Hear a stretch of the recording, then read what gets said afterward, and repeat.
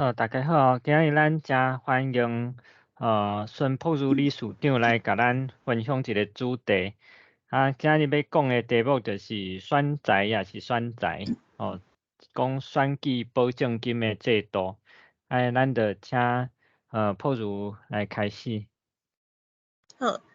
大家好，我今日要讲的题目是选材也是选材，要来了解咱台湾参选保证金的这个制度。这是我去年伫阮台国家发展研究所毕业的硕士论文。这个论文今年有得到咱立法院2023年度奖助台湾民主相关硕士博士论文的一个奖是硕士组的这个头名。就简单甲大家绍介，因为内容不了济，嘛有一寡可能较法律部分的代志，我都是简单甲大家绍介咱台湾目前的这个制度。当初想要开始做这个题目，主要就是有看到讲，咱知影讲，从2018年台北市长这个范云，伊本来嘛是想要参选，但是因为这个保证金迄当阵爱200万，伊募款就无够，所以伊就无法度完成登记，所以后来伊就无法度参选。刷来伊嘛有提起这个行政诉讼，毋过拢是输去但是2021伊申请要解释宪法法庭最后嘛是无要甲伊受理。过来就是咱之前嘛有看到讲有一寡政党比如讲像绿党，伊是主张环保伊为着要投入选举，负债100万进前这个时代力量第一次出来参选的时阵，迄当阵因的不分区嘛只有提名敢若5个尔。迄当阵都有人问讲是安怎无要提名较济咧？就是因为无钱。是安怎会因为无钱就无法度提名？这就是咱等者会当来分享的代志。我个人呢，我是伫即几档捌参选过4届，包括2016年的时阵，甲2020年有参选2届立法委员，2018年甲2022是参选宜兰遮的县议员。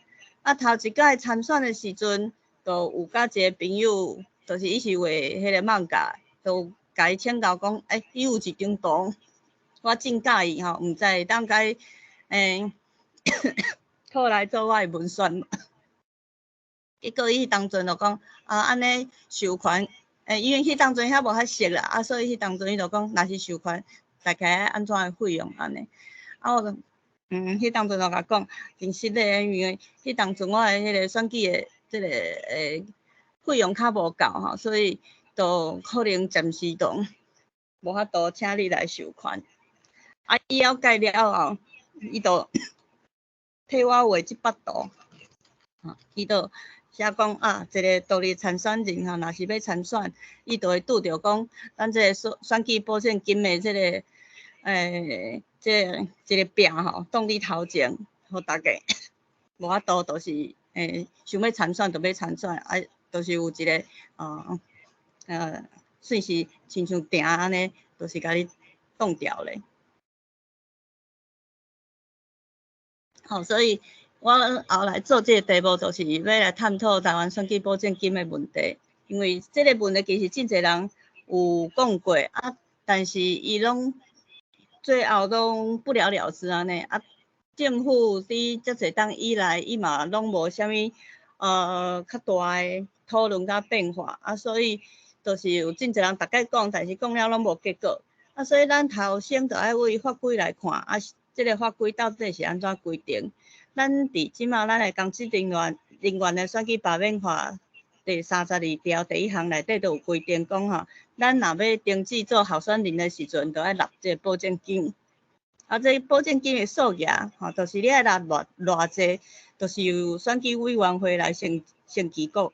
告。这个选举委员会就是咱讲的中选会。中选会伊内底有设置一个选举委员会，啊，由这个选举委员会来决定讲，咱即届选举吼，这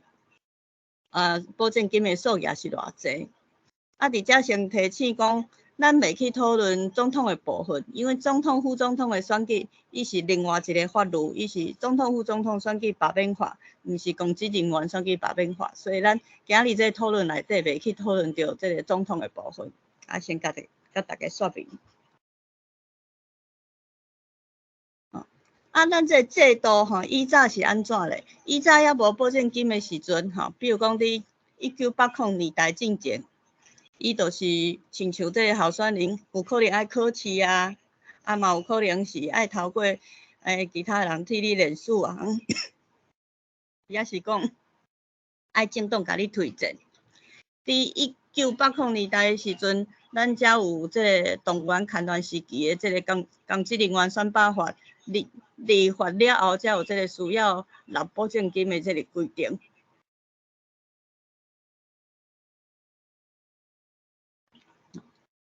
啊，当初这个立法的理由吼，伊是讲要防止吼这个选举人凊彩倒来登记要做候选人。啊，啥物叫做清率登记为候选人？这其实伊都无任何的讨论。啊，迄当阵，上早的这个法规内底是规定讲，这个检察委员、传理长的候选人会当毋免纳。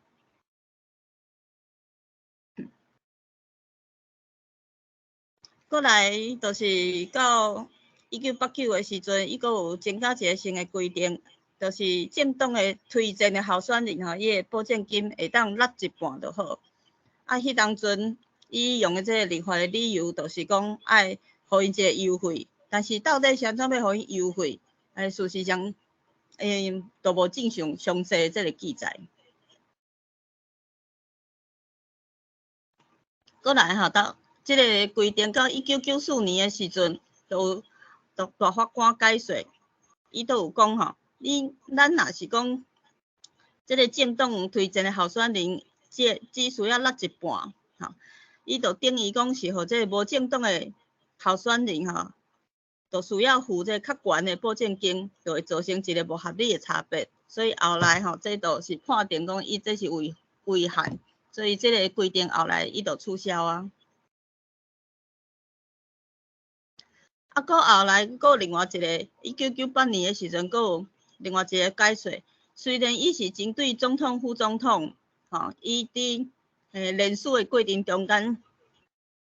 需要纳保证金的这个规定来做解释。毋过，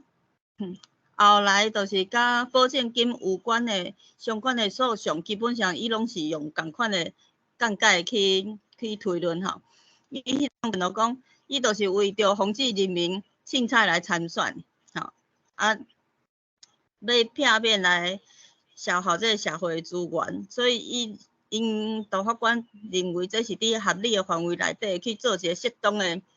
规范吼，所以袂因为安尼造成对被选举权无必要的限制，甲宪法内底保障的这个平等权吼嘛无违背。虽然这是针对总统、副总统联署的保证金，但是后来公职人员的保证金的相关的诉讼，伊嘛拢是沿用这个解释内底的讲法，来甲咱其他想要透过诉讼来改变这个现实的其他的这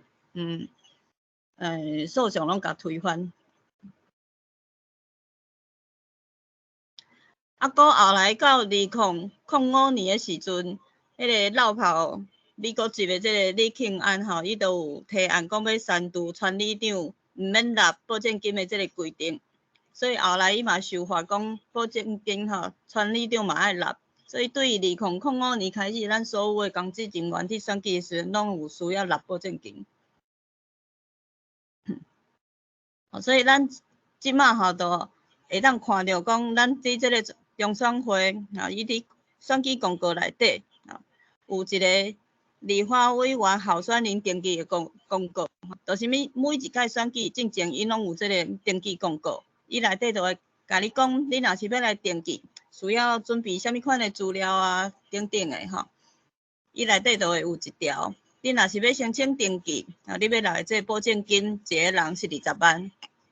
这都是立法委员的部分。每一届都是选举进前，因都会有即款的公告。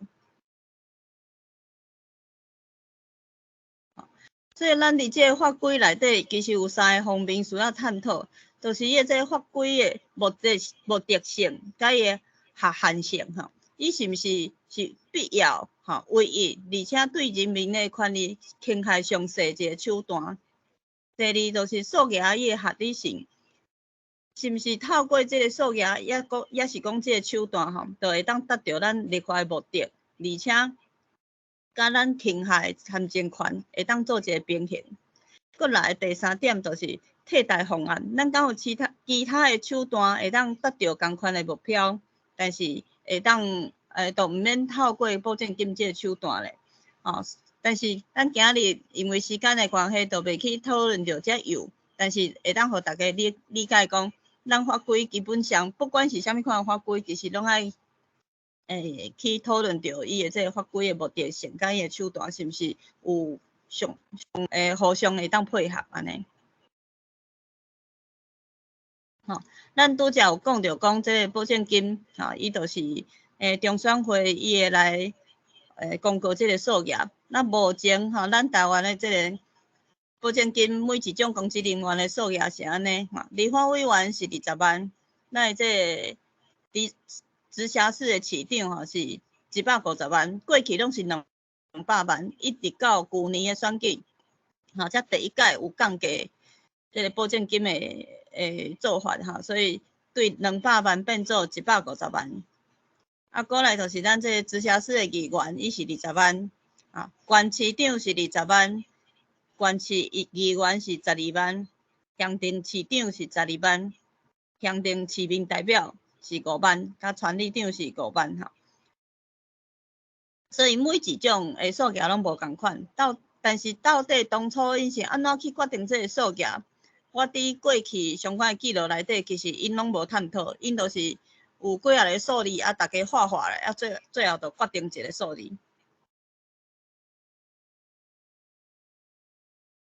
过来就是我有做一个比较就是咱遮的公职人员伊的薪水到底是偌济而且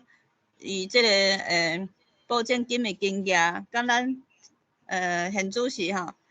这个基本薪资是几倍？我遮用的数字是2021年的这个基本薪资24000因为我这个研究是正前做的所以咱会当看到讲立法委员伊的这个数额是基本薪资的3.3倍，这直辖市长原底是83倍，后来降价了变做62.5倍，其实拢是非常悬。其他遮的公职人员是有小可较低一寡，但是拢是你可能一般的遮的领薪水人，你可能拢爱传，就是几啊个月的薪水，你才有可能去登记。咱安尼到底是悬低，咱就甲其他的国家来比较就知影。目前头名伫这个首都市长咱台湾中华民国的这个直辖市即马就是台北来讲则是讲遮其他的直辖市拢算是这个首都的这个金额是共款的即马就是150万是全世界上悬的，进前200万全世界上悬，即马150万嘛是全世界上悬日本东京这姿势是2票300万，若是算对台票就是80万，80万。英国都是40万，韩国是27万，若是纽西兰则是比无到台票4000块因为这拢有一寡汇率的关系，所以数字差不多是安尼。其他像在法国德国加拿大等等因即马拢无这个保证金的数额。事实上因可有一寡国家是自开始因都毋捌有保证金这个即个制度，啊，加拿大是差不多2010年左右去取消的，啊，咱等者佫会小可了解着。哦，这边仔我佫有去比较伊的这 GDP 吼跟 GNI，就会当看着讲，台湾你的收入嘛无比其他的国家较悬啊，但是是安怎咱的保证金的数额是比其他的国家较悬安尼。过来就是针对各国的这个国会议员的参选保证金来比较哈，咱会当看到通关的目前是日本的这个参议员甲众议员，啊，伊算代票是差不多要75万，啊，过来就是南非、韩国、新加坡，吼，这拢比台湾目前立法委员20万搁较悬，啊，但是其他的国家吼，咱会当看到讲，像正平这边吼，可能拢在几万块仔尔，甚至几千块仔尔，啊，遮个国家有真侪拢是比台湾民主历史搁较长久的所在，所以咱对遮都会当来做一个比较。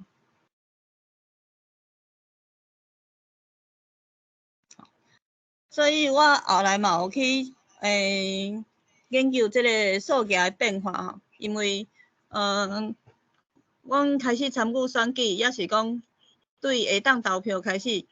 差不多伊就是即马即个数字，即马即个数字差不多有30档无做一个变动吼，所以咱会当看到吼，这内底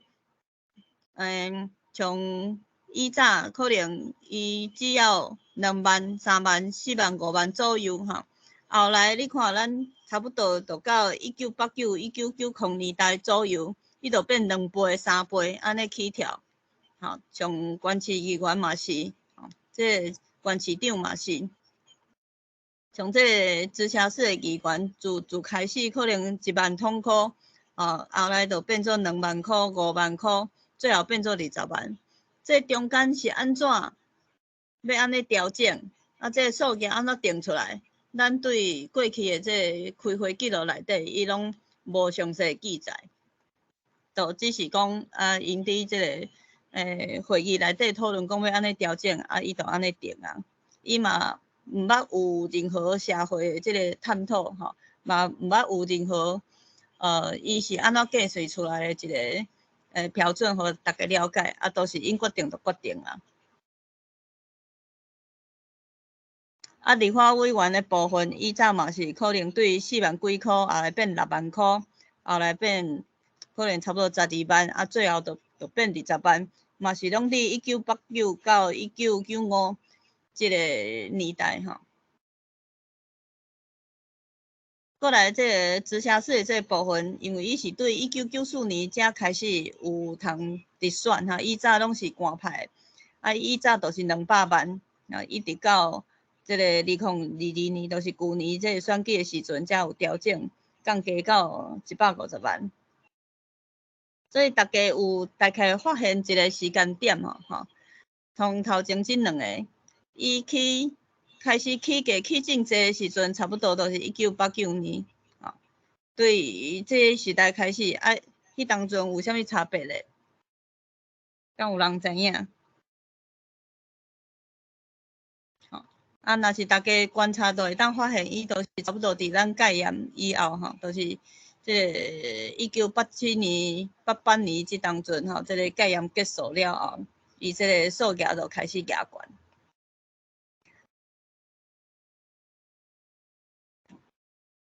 咱拄则讲到这个保证金了后吼，咱嘛来小解一下，咱这个保证金要发行互人民的时阵吼。当时什么款的状况之下，候选人会当甲伊的保证金摕倒转来？咱看这个条文哈，第一项就是讲，你若是讲你是无效登记的候选人，你是袂当摕倒转来。啊，这选罢法内底第25条伊的规定是啥物呢？伊的意思就是讲，你若是伫同一天投票的选举内底，有2个无共款的选举哈，比如讲同一天有可能有县长选举，嘛有可能有县议员的选举，但是你这2个你拢去登记啊，啊嘛拢纳这个保证金嘛，最后互人发现讲你登记2届，像即种伊都袂退还互你。啊，第二就是讲，像即马咱这个不分区的立委吼，你若是无当选，伊嘛袂退还互你。所以这意思是啥物？比如讲，咱这个政党吼，你若是提名10个，你就是爱纳200万，吼，就是10个20万，就是200万的意思。所以你像咱若是看到遮较大的政党吼，伊可能就是提名30几个提名到满吼，迄就是几啊千万的这个数额。啊，后壁无当选的人，遮个保证金呢，就等于讲全部拢会去互政府没收。第三条就是甲一般候选人较有关系的吼，就是你若是当选，你当然会当摕倒转来，但是你若是得票吼，无到即个选区吼，应该爱选区的名额吼，拄伊即个选举人数总数的即个上数10%，这看起来真复杂吼，所以我就写一个公式互大家看，大家可能就较会当了解这是啥物意思。咱即马看到这分母的这个部分吼，应选出名额就是咱讲的这应选的时数，比如讲咱即马吼，就是有7个人要选，啊，这就是到时就是拄7，啊，面顶这个分做这部分吼，就是选举人的总数。啊，啥物是选举人的总数，就是咱的选举权人，就是你即个选区即届针对即个选举的投票诶总共的人数。比如讲即个选区吼要投比如讲县长的人，就是咱这全县的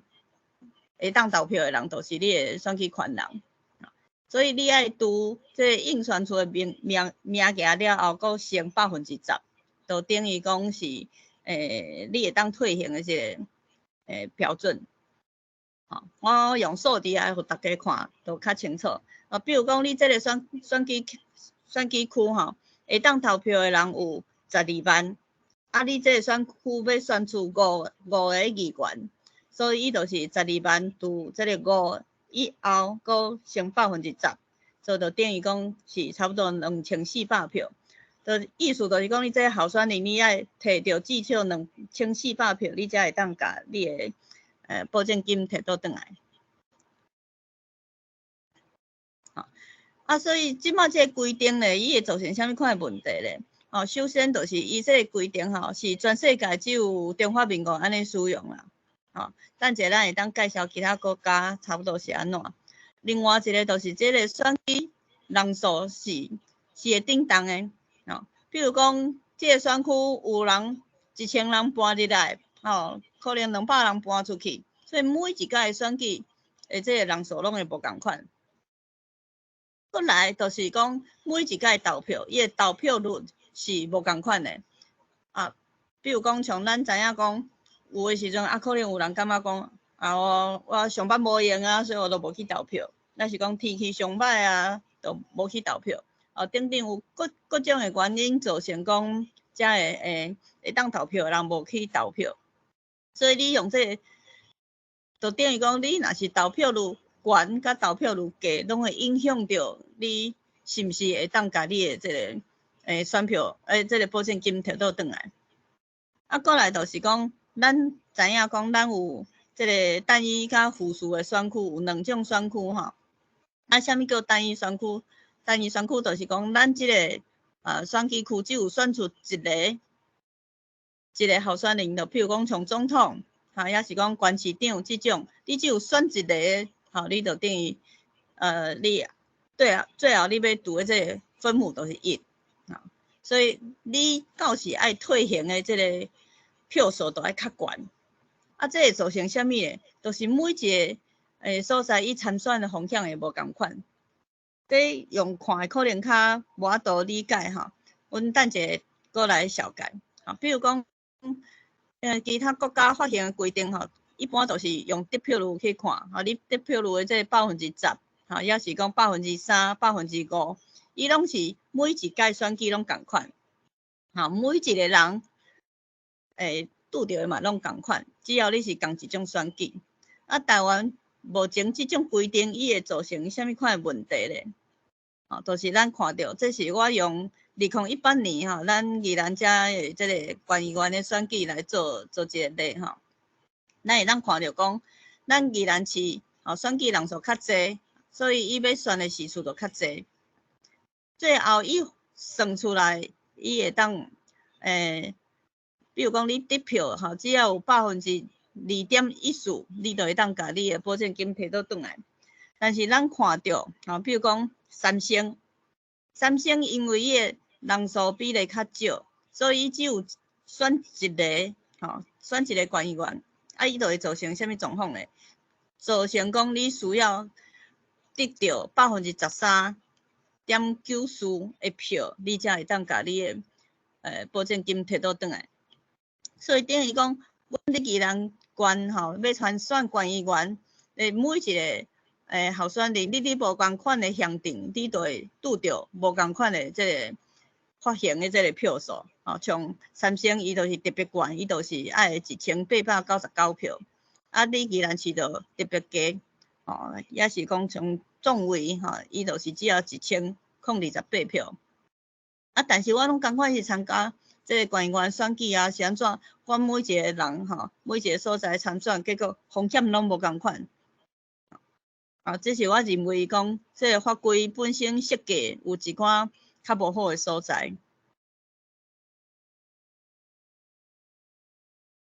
过来就是我有来调查讲，这个保证金无要发行的这个比例是一直有伫欠悬咱对这个图嘛会当看出来，从咱选这个直辖市长甲这个县市长伊的无要发行的这个比例，拢比遮县市议员较悬。这就是咱拄则讲着讲，这个单二选区甲附属选区，伊可能就是会造成即种发行的风险无共款。你若是讲单一选区的这个所在，你爱得到的票数就搁较悬，就是即种状况。立法委员搁小可无共款，立法委员因为都是2008年开始，就是有即个不分区新的这个单一选区2票制这个制度开始了后，咱就看到这个无要发行的比率就愈来愈悬，而且这个不分区无要发行这个比例嘛愈来愈悬，这就表示讲，遮无要发行的这个钱全部拢是互这个公库拢收去啊。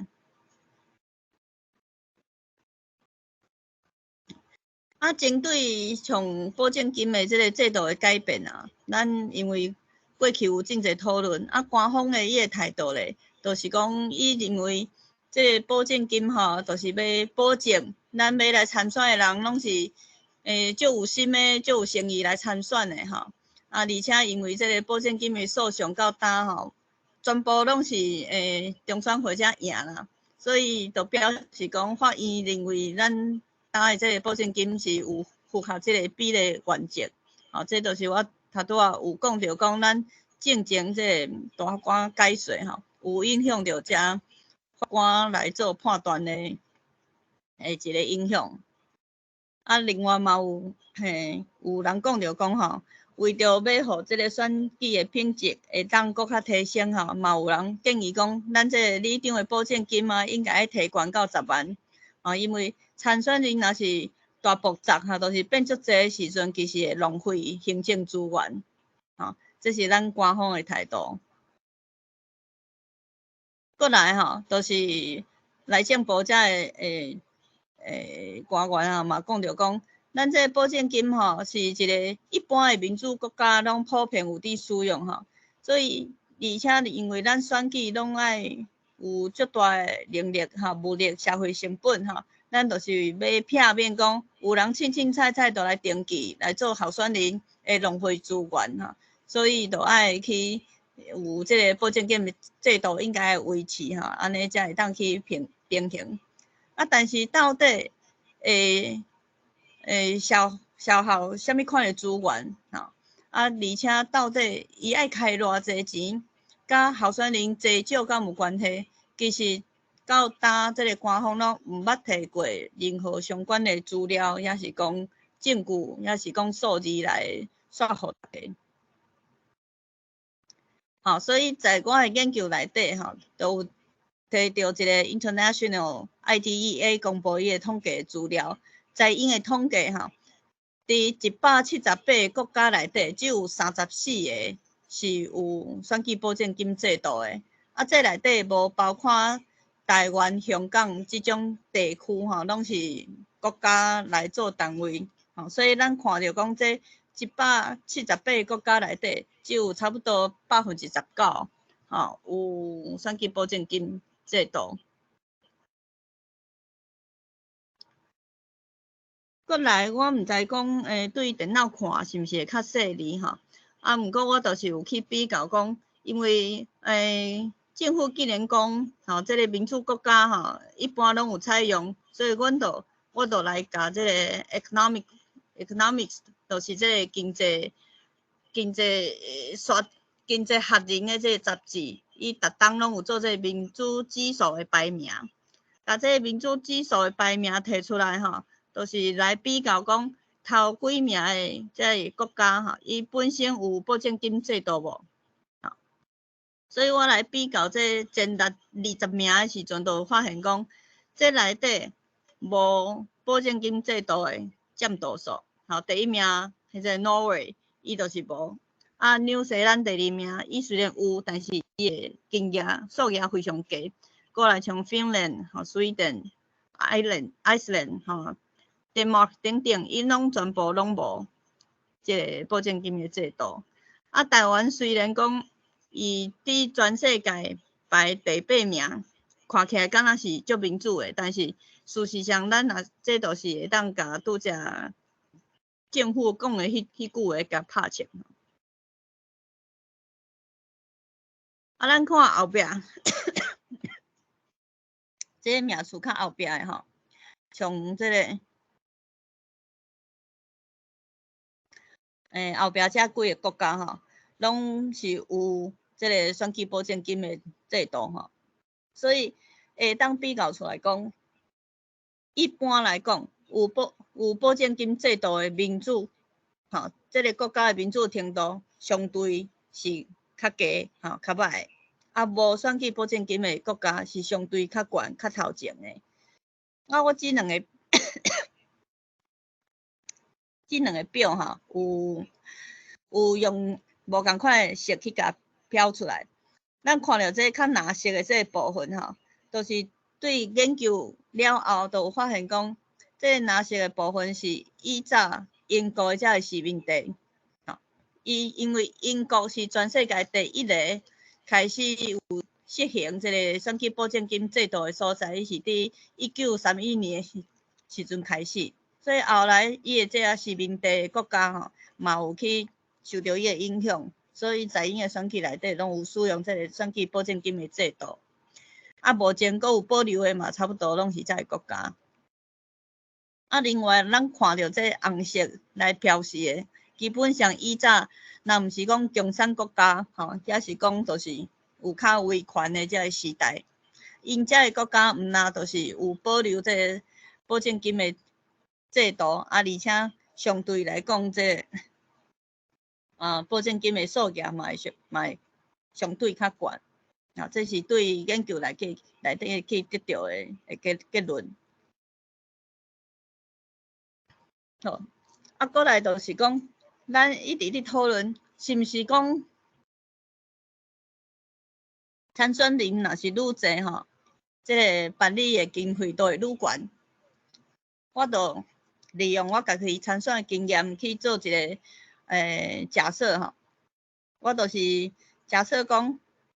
伊有两种成本，一个是咱看会到，一个是看袂到的。看袂到的即个成本吼，包括因遮工作人员伊爱做即个登记的业务啊，候选人资格审查啊，证件的审查啊，啊，佫有真侪爱通知遮的候选人的业务吼，啊，佫有警察吼，因为因拢爱到候选人因兜去做去做一个迄个巡逻吼，所以这可能是较看袂着或者的成本。啊，另外一方面就是讲看会到的成本吼，比如讲因着爱办这抽选号码的这个会议啊，佫有证金发表会啊，吼，佫有若是这个候选人较济，可能这个选举公报都会较大张啊，也是讲较济张啊，吼，也是讲这个选票本来可能较细张啊，变做较大张啊，啊，而且你开票吼。计票的时阵，可能这个作业都会较复杂，所以可能嘛会造成这费用会较悬。所以后来咧，我就开始去找一寡资料吼，包括讲，咱宜兰吼，即几档办理遮个证件发表会这个经费，甲候选人人数来做一个比较，看是毋是真正是候选人较济的时阵费用较悬。结果咱看到吼，遮比较有1、2、3、4、5、6、7、8，都是几啊届选举比较起来，看起来讲，选举人数较悬的时阵，无一定费用会较济呢。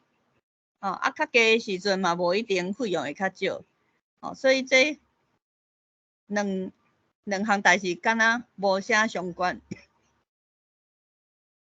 啊，除了宜兰以外，我嘛去找台北市的资料，找了后就发现讲。敢若嘛，毋是遐尼相关，敢若小可有即个趋势，但是无讲完全就是有符合迄个趋势。啊，咱安怎来，搁来比较吼？到底是啥物款的因素去影响着咱即个办理经费的关价？我倒来比较讲，像咱即几档吼，因遮个选举的选票，遮印币的费用，甲选票种类来比较，发现讲，伊这个趋势看起来较共款呢。比如讲像2018年是安怎特别悬，就是因为迄当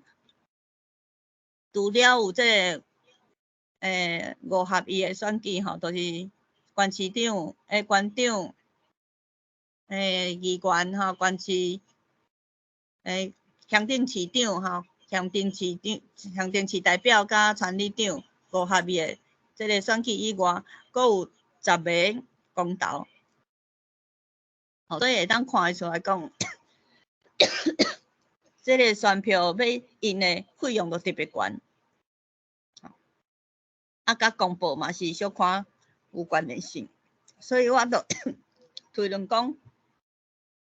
费用关价甲你选举即届有选几种的关系的关联性搁较大。你若是选举的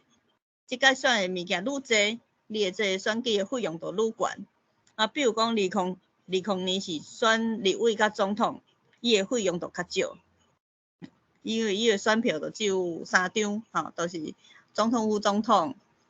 立委甲这个总统票只有3种，所以伊的选票就会较少，费用当然就较低。过来就是讲选举人数你若是愈济，你需要的这个投开票数就爱愈济。啊，无咱就是大家应该拢会记得2018年迄届选举，就是因为咱有这5合1啊9合1的选举，阁有10个公投，歹势，结果真侪所在投票拢塞车，开票嘛开甲半暝，迄就是造成迄个时间爱拖真长。所以咱有看到讲后来因伫2020年的时阵，伊都有提悬这个投开票数，所以后来就较无即种问题啊。而且后来就是公投袂甲这个一般的选举做伙投，所以这个投票的人数嘛减少。所以你看2018年伊的人数较济但是伊的票数较少，迄当阵就造成塞车。后来因去改善这个问题了后，伊就愈来愈少啊。啊，但是后来吼，咱嘛会当看着讲，伊平均去服务的人数，就是讲伊的这个票数愈来愈侪，所以伊每一个票数服务的人数若是降低，投票的时阵就较袂塞车。过来就是咱这个上需要费用的，当然就是咱这个工作人员嘛，吼，你若是票数较侪，当然就是工作人员就会较侪，啊，你若加开一个，就是加一个票数内底才会工作人员，所以伊这个人数吼，选举人的人数，比如讲咱即届要投票人数较侪，啊，伊的票数就会开较侪。啊，过来这就是票数甲这个工作人员的这个统计，吼，这嘛是讲有一个趋势是较相共的，嘛是2018年即年诶这个问题造成了后，因就阁有去改善。啊，所以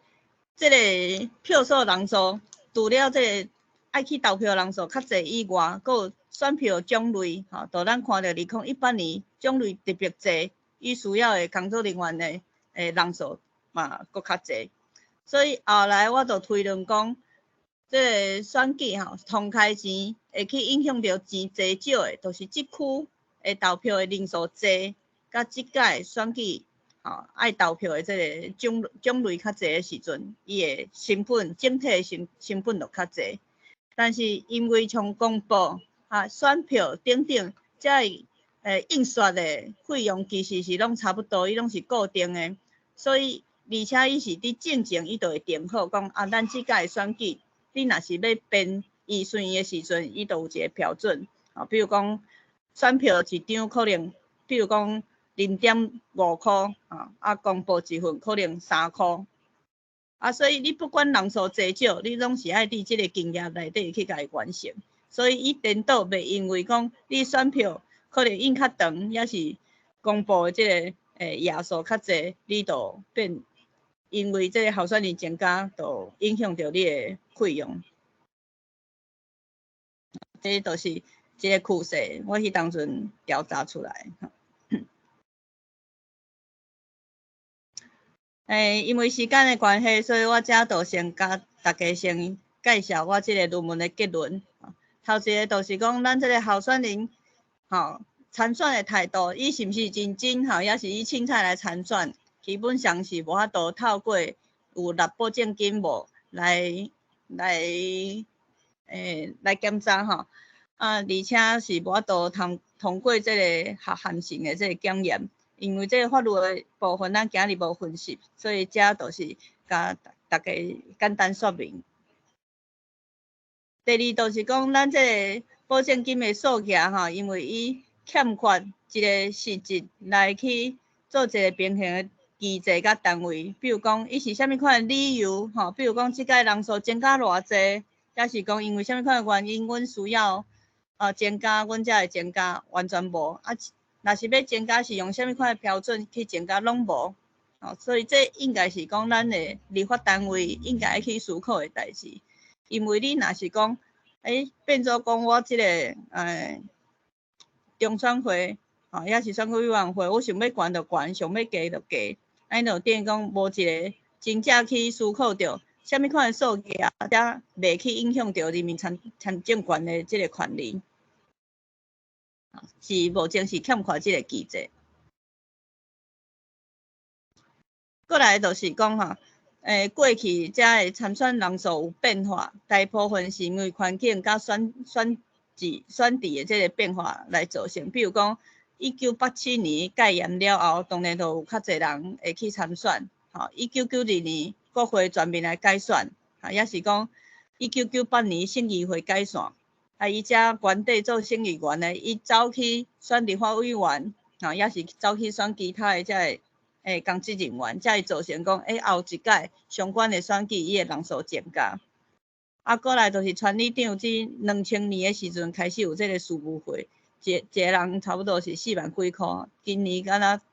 若对去年开始就变5万块。国民大会2005年改选，所以无国民大会了后，因遮可能拢走去选立委。也是讲从这个单一选区2票制的实施，后来就是有增加进这个不分区的这个部分，所以伊大部分拢是因为选制变化去造成的，毋是讲我这个保证金伤低也是讲因为足侪人来参选，所以我就爱紧甲这个保证金甲压足悬，这拢毋是一个合理的理由。过来就是咱拄则有看到。遮先进的民主国家，大部分其实是无保证金的制度，而且即马阁有即个制度的大部分拢是以早英国的殖民地，也是过去有捌去互威权统治的国家。过来就是学界甲民间包括参选人，大部分拢认同讲，咱即个保证金的数额应该爱变较低，甚至应该废除即个制度。尤其是咱这个直辖市咱拄则讲的这个首都是全世界上悬的，这都应该爱优先来检讨，而且这个发行这门槛应该爱来调整。过来参选人济少，毋是咱选举影响经费的主要原因，拄则有解说啊。过来讲，有一个重点就是保证金影响就是互弱势较无法度来参选尤其是这个经济较歹的比如讲咱青年也是讲女性身心障碍者、新住民，也是讲这个中低收入这种的所以这种制度只无法度主动，都是有钱的人，但是无当选可能嘛无认真的候选人凊彩就来参选。但是有一寡伊可能真正是足用心、足认真，但是因为伊无遮的财力，都无法度参选的人，都是限制了后，等于讲这时代要交替，就去受到影响，社会这阶层嘛无法度转势长期以来嘛，造成咱这个政治结构的僵化，咱选民嘛无法度去选着搁较多元遮的候选人。最后一个就是，真侪学者有建议讲，咱这个补贴应该爱改做咱就莫有这个补贴金迄个改做提悬选举的公共性，比如讲来做一个公共的看板也是讲有这个公布的广告，互大家拢看会到，安尼透过降低参选的这个门槛来鼓励搁较侪人来投入选举。最后这个结论建议就是，我是利用这个廖元豪老师伊讲的这个话咱若是要对参政权来做限制，应该爱伫一个基础，就是咱爱保障其他的自由，也是讲爱修正民主定序本身的这个瑕疵袂当因为要促进一般的经济也是社会利益来做理由，也是讲因为安尼会耗费咱的社会资源来做限制民主制度参政权的理由若是因为优秀而且受到民众支持的候选人，因为无法度纳这保证金去排除伫这个选举之外，对全体这个选民来讲这是真正的浪费。以上是我简单的报告欢迎大家若是有兴趣嘛，会当提出大家的想法来做交流，多谢。真感谢朴如可能因为我之前嘛无接触到这方面的代志嘛无参选过，嘛无想要参选啦，所以之前拢无想过这种选举保证金的代志毋过听了我真正嘛是有共款的感觉，就是讲若是好野人，伊就算讲伊无当选的可能伊嘛是就是纳会起保证金，毋管伊安怎选拢是会使。毋过较无钱的人，伊真正有心的人想要参选，伊就无法度。可能就是像你拄则讲的即个结论啦，看是爱降低保证金，嘛是讲甲即个钱取消补贴，摕去做搁较有意义的代志，安尼应该拢诚好。还是因为咱时间嘛一点嘛，可能大家爱去上班较无用，所以以后这影片拢会放伫 YouTube 顶悬啊，大家若是想要搁去留一个，若是讲别人想要对即个制度有搁较了解，会当去你看。安尼咱欢今仔日迎会当去找我的论文，对对对，嘛当去看论文，毋是要去是选总统论文，才会当互大家看。所以论文都要足小心的，啊无以后可能参选时，佫会互人挖出来看看，啊你以前是论文写了安怎？好，安尼真感谢朴树，咱今日的演讲就先到这吼。好，多谢大家，感谢收听，好，大家再会。拜拜。